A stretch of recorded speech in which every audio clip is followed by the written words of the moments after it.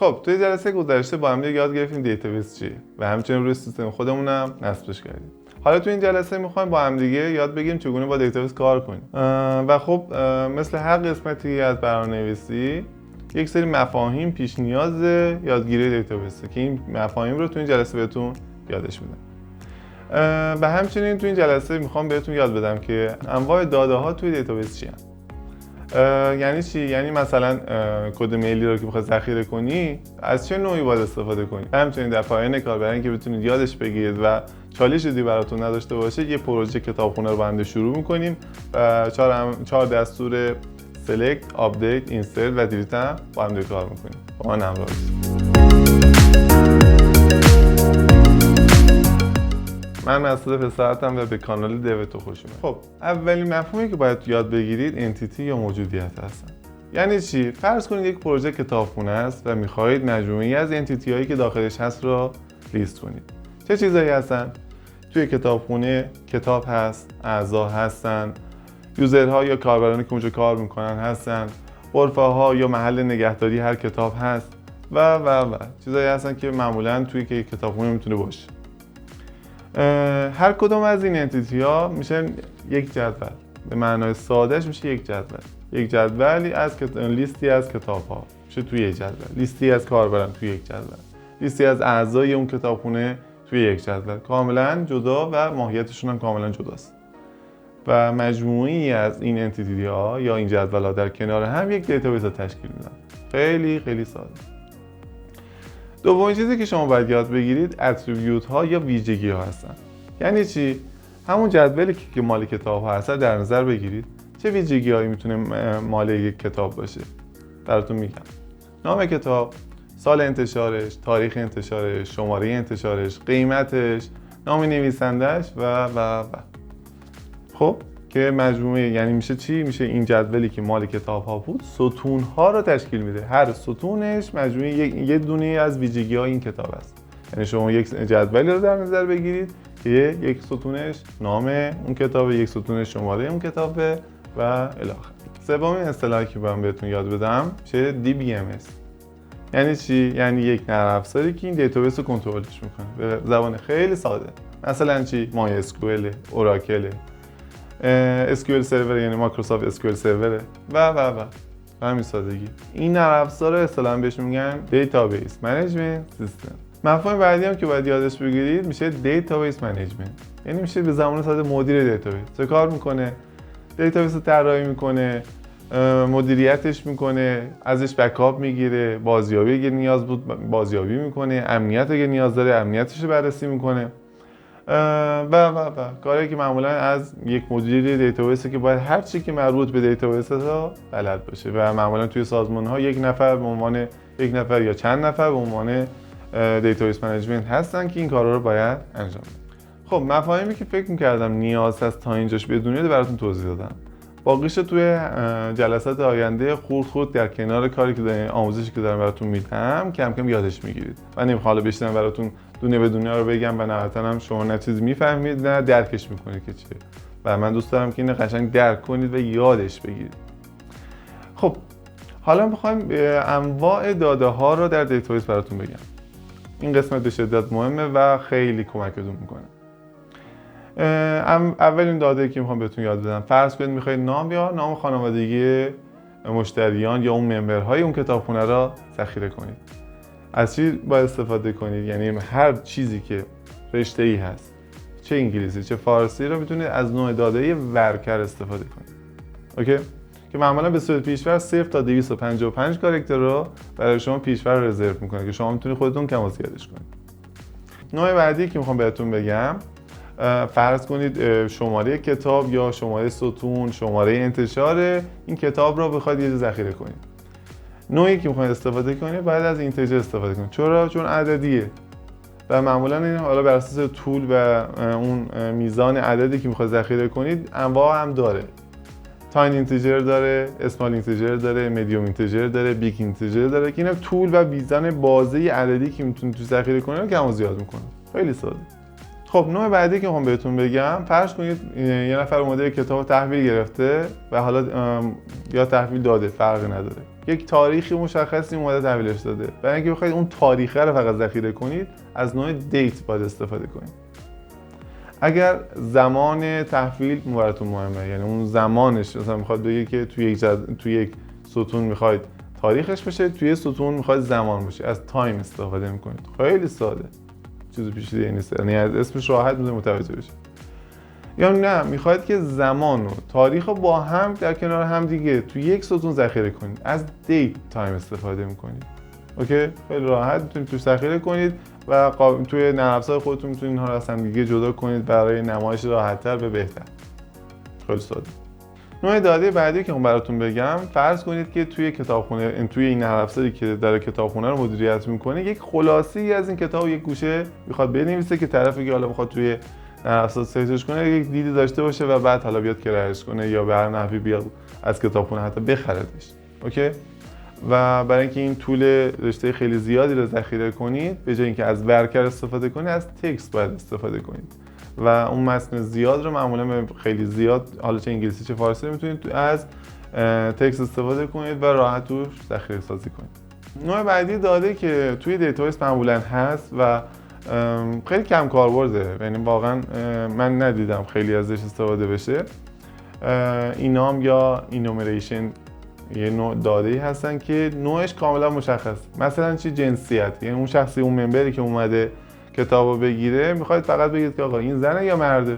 خیلی راحت این رو میتونید تو دیتابیس تعیین کنید و دیتابیس جلوی رو میگیره که نوع داده‌ای غیر از این دوتا که تعیین کردی رو بذاری. حالا میتونید حالا عددی باشه یا حتی رشته‌ای باشه، این کاملا دل بخواه و بر اساس طراحی سیستمتونه، ولی خیلی کم کاربرد معمولا.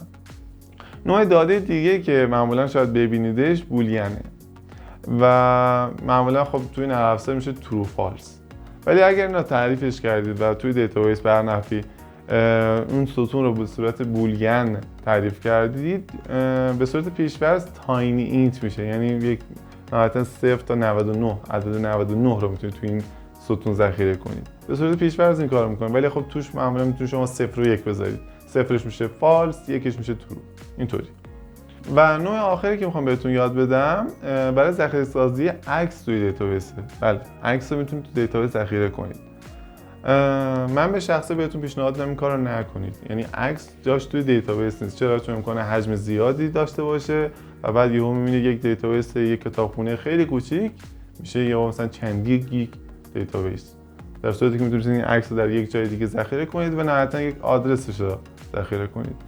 این نوع داده بلابه و خب من خیلی کم ازش استفاده میکنم و کاربردی هم واقعا برام نداره، یعنی منطقی نیست برای من که توی دیتابیس عکس ذخیره بشه، ولی به هر حال نسبت به بیزینستون، نسبت به نرم افزار خودتون میتونید ازش استفاده کنید. خب به نظرم تا اینجا انواع داده‌های پرکاربرد براتون گفتم و کفایت بکنه. بریم و با هم دیگه یه دیتابیس کتابخونه رو کم کم با هم دیگه پیاده کنیم.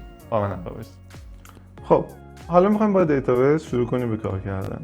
لاوگون رو که حذف کردیم، استارتش رو میزنیم، مرورگر خودمون رو میاریم بالا و روی مرورگر می‌نویسید لوکال هاست خب /php myadmin. اوکی، که خب قاعدتا بیرونه و نهایتا روت رو میزنید تر و تمام، راحت اومد بالا. این PHP myadmin برای اینه که بتونید با دیتابیس کار کنید. یک محیط گرافیکیه، میتونید نرم افزارهای دیگه هم حتی استفاده کنید، ولی خب ساده است، راحت، تحت وب، نیاز به نصب نرم افزاری هم ندارید. خب حالا این دیتابیس رو الان فعلا ما دیتابیس نداریم. حالا قبل از اینکه شروع کنیم به پیاده سازی دیتابیس، دو تا عکس میخوام نشونتون بدم. این یه نمونه از ER مربوط به کتابخونه است، خیلی ساده برای این کتابخونه است که کتاب قرض بده به ارزش. اوکی، مجموعه حالا انتیتی که داخلش هست، نویسندگان کتاب، کتاب‌ها، دسته‌بندی‌های کتاب، اعضای اون کتابخونه و نهایتاً یک جدول دیگه برای اینکه بگه خب چه کتابی رو توسط چه کسی قرض گرفته شده در چه تاریخی. اوکی، یعنی یه چیز خیلی خیلی ساده. یه ایار دیگه هم میخوام نشونتون بدم، ایار یه دونه کتابخونه، یه دونه کتاب فروشی. چطوریه؟ ببینید مجموعه کتاب‌هایی داره که در انبارهایی این حالا گذاشته شده و هر کتاب حالا یک ارتباط با نویسنده داره، یک ارتباط با کسی که انتشارش داره و نهایتا یک سری مشتری داره که این مشتری ها سبد خرید دارن و توی سبد خریدشون یک سری کتاب دارن که حالا هم بخرن. اوکی؟ یه چیز خیلی خیلی ساده. هم فقط آشنا باشید این یک ER از یک دیتابیس. خب حالا این PHP MyAdmin و حالا ما میخوایم شروع کنیم به ساخت یک دیتابیس. و خب حالا میخوام این کتابخونه‌ای که حالا کتاب به امانت میده به اعضاش تا بتونه مطالعه کنن و پیاده کنیم. خب قاعدتا باید اول دیتابیسش رو بسازید دیگه. توی با استفاده PHP MyAdmin هر حرکتی که میخواید با استفاده از دستور SQL بزنید شما میتونید با همین محیط گرافیکی PHP MyAdmin هم انجامش بدید. یعنی اجباری نیست که حتما SQL بزنید، ولی من میخوام به شما SQL یاد بدم. اصلا اگه PHP MyAdmin رو میخواد باهاش کار کنید، ناگهان تو قسمت تب دیتابیس از بالا انتخاب میکنید. اسم دیتابیس مثلا چی بوده؟ لایبرری بوده دیگه، لایبرری. خب و حالا این کدکش هم، این انکودینگش هم بعد اگه میخواد فارسی توش بنویسید یا UTF-8 MB4 پرشین انتخاب کنید که حالا که تو لیست سخت پیدا کردن پرشین انتخاب کنید اینا، یا جنرالش انتخاب کنید. جنرالش هم کلا همه چیز رو پشتیبانی میکنه و اوکیه. خب و نهایتا کرییت میزنید. خیلی ساده سمت چپ اگه نگاه کنید لایبرری اضافه شده. اگر هم توی صفحه اصلی بیاید و دیتابیس رو بزنید اینجا بازم لایبرری اضافه شده. اوکی؟ من یه تیکه این کنارش رو میذارم، میخوام حذفش کنم فعلا. تیکشو میذارم و دراپ و پاکش میکنم. حالا میخوام با استفاده از SQL، دستور SQL این دیتابیس رو بسازم. چطوریه؟ خیلی ساده. حروف بزرگ کوچیکا اجباری نیست، ولی خب به صورت پیش‌فرض بزرگه دستورات خود SQL. create دستوری که یاد میگیرید create database. اوکی؟ اسم دیتابیستون رو می‌نویسید. چی بود؟ لایبرری بود. خیلی راحت. این نقطه ویرگول هم دوست دارید میتونید بذارید، نخواستید هم مشکلی نداره. یعنی پایان هر دستوری که یه دونه نقطه ویرگول معمولا میذارم ولی اجباری نیست. گرو میزنید و نهایتا خیلی ساده سمت چپ نگاه کنید دیتابیس پیاده سازی شده و آماده. خیلی راحت دیتابیس رو ساختیم به همین سادگی. خب حالا این عکس رو بیاریم. میخوام حالا تیبل رو بسازیم. یکی از این تیبل ها مثلا این کاتگوریز من میخوام اضافه کنم به دیتابیس خودم. چه کار میکنید؟ توی محیط گرافیکی PHP MyAdmin خیلی راحت میتونید بگید کاتگوریز. این قسمت توی قسمت تب استراکتش ها کاتگوریز چند تا ستون داشت؟ دوتا. یه آیدی داشت و یه نیم دیگه، بس دوتاست. که یه تا میزنید میگه که یه آیدی هست که به صورت اینت بود. روی عکس هم میتونید نگاه کنید آیدی که اینته، یه نیم داره که ورکر 50 است. خب آیدی اینته. خب به صورت اوتو اینکریمنت باید باشه و نه تنها به صورت پرایمری کی باشه. این کلید اصلی هم نیاز داره که داشته باشه. یه نیم داشت که من حالا اینا براتون توضیح میدم. حالا فعلا اول کار میخوام که فقط بگذارم که یاد بگیرید که چطوریه. یه نیم داشت که ورکر طولش هم 50 بود. حالا به صورت حالا توضیح خیلی ساده بخوام بدم، اوتو اینکریمنت به این صورته که هر ردیف که به این دیتابیس اضافه، به این جدول کاتگوریز اضافه میشه، این عدد آیدی نباید تکراری باشه. اوکی؟ برای اینکه بخواد جلوگیری کنه از این و خودش اتوماتیک اضافه کنه که شما هم درگیر این شمارش نباشه که مدام بگی قبلیش چنده، این اوتو اینکریمنت تیکشا میزنید اوتو اینکریمنت. اوکی؟ و وقتی که اوتو اینکریمنت میشه یعنی یکتا میشه عملاً، شما باید این رو به عنوان کلید اصلی این جدول تعیینش کنید. پس اینجا باید پرایمری رو انتخاب کنید حتما. حالا به صورت پیش‌فرضم انتخابش کرد وقتی که من تیکش رو زدم. اوکی؟ و تموم. وقتی تموم شد این پایین سیو میزنید و نهایتا خیلی راحت جدول کاتگوریز اضافه میشه. حالا همین حرکت رو من حالا جدول پاکش میکنم، میام لایبرری رو انتخاب میکنید، لیست استراکچراش میاد که اینا هم کاتگوریز تیکش میزنم از کنار پایین و دراپ حذفش کنم. اینا پاک. حالا همین حرکت رو با استفاده دستور SQL میخوام بنویسم. چطوریه؟ خیلی ساده. دستور چیه؟ create table، اسم تیبلم چی بود؟ categories. اوکی، پرانتز باز بسته کنید، سمیکالون تا آخرش خواستید بذارید، نخواستید هیچی، یه اینتر بزنید بیاد پایین. اینتر اجباری نیست، من فقط برای اینکه شمای بهتری داشته باشه به شما یاد بگیرید این کارو میکنم. یعنی میتونید تو یه خط یه ضرب بنویسید برید تا آخر. چی بود؟ یه دونه آیدی داشت خب که اینت بود و اوتو اینکریمنت هم بود، پرایمری کی هم بود، هم رایت پرایمری کی هم بود. یه دونه ویرگول میذارید دیدیم خط بعدی. یه نیم داشت که ورکر بود. میبینید من دارم دستورات اصلی خود SQL بزرگ می‌نویسم ولی اجباری نیست، پرانتز باز بسته میمونه و نهایتاً 50 کاراکتر بود. به همین سادگی این معادل اون حرکت گرافیکی بود که شما زدید و دستور SQL این دستوری است که شما اگر بخواید به این دیتابیس دستور بدید باید این کوئری رو ارسال کنید به دیتابیس تا انجامش بده. اوکی، و دستور گو رو میزنید و خیلی راحت کاتگوریز مثل همون پیاده شد. به همین سادگی این هم استراکچر اصلیش. خب حالا ما میخوایم همین جدول کاتگوریز که داریم داده توش اضافه کنیم.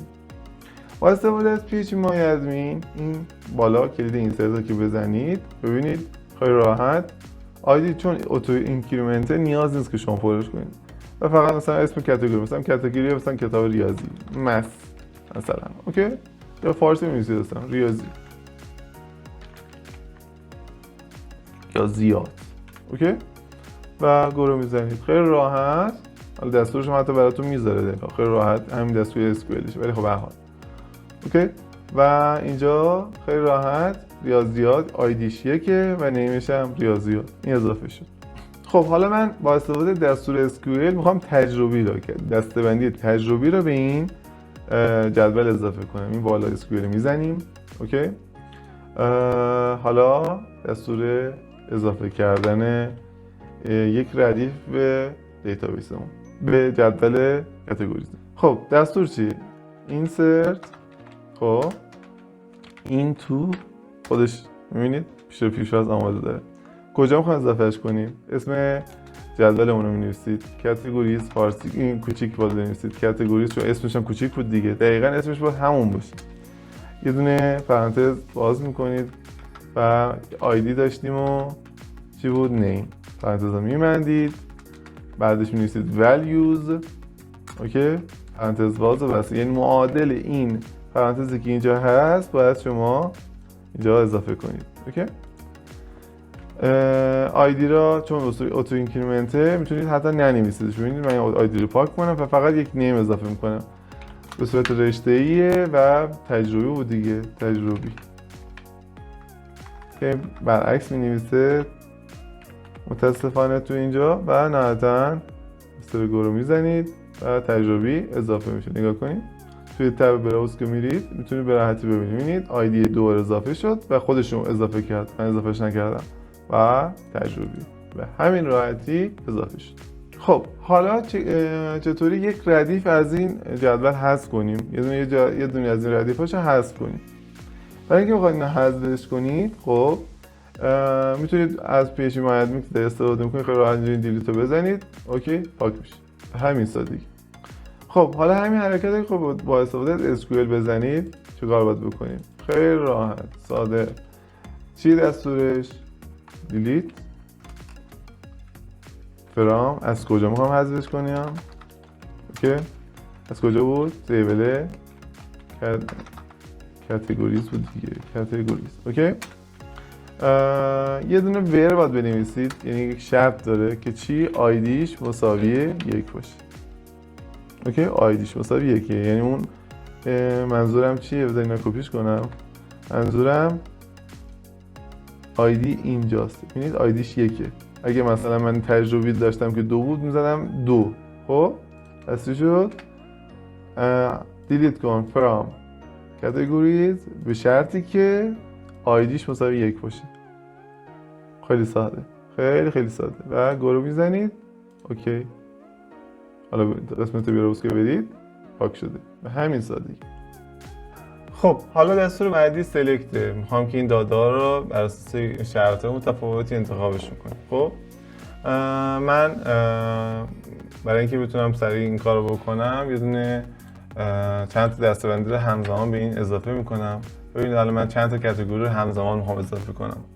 که حالا متأسفانه فارسی پشتیبانی نمیکنه و بد نشونش میده. علمی، ادبیات، تاریخی، علوم انسانی و خب و آخرش رو نگاه کنید نقطه ویرگول میذارم.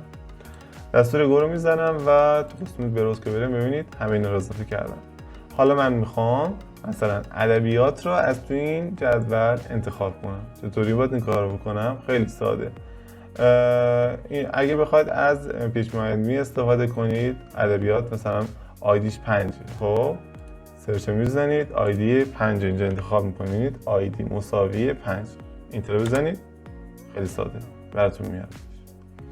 حالا اگه بخواید همین حرکت با استفاده از SQL بزنید خیلی ساده دستورش خب حالا اینجا نوشته ولی خب حالا در کل select استار یعنی تمام ستون ها. اگر نه میتونید فقط بگید آقا من فقط نیمش میخوام اوکی نمیخوام واقع دیگهش. ولی میتونید مثلا ببینیم استار معادل آیدی و نیم این جدوله.